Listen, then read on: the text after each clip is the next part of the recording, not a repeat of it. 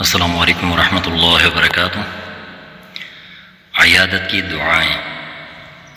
لا بأس طہور انشاء اللہ، کوئی ڈر کی بات نہیں، یہ بیماری انشاءاللہ پاک کرنے والی ہے۔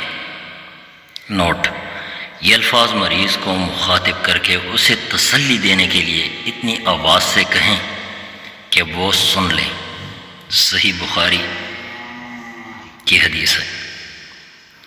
دوسری دعا ہے: اذهب البأس رب الناس اشف وانت الشافي لا شفاء الا شفاءك شفاء لا يغادر سقما۔ ترجمہ: اے لوگوں کے رب، اس بیماری کو دور کر دے، شفا عطا فرما، تو ہی شفا دینے والا ہے، کوئی شفا نہیں سوائے تیری شفا کے، ایسی شفا دے کہ کوئی بیماری نہ چھوڑے۔ سیدھا ہاتھ مریض کے جسم پر پھیریں اور یہ دعا 3 مرتبہ پڑھیں۔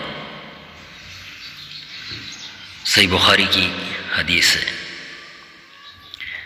تیسری دعا ہے: اللہم اشف عبدک ینکأ لک عدوا او یمشی لک الی جنازہ۔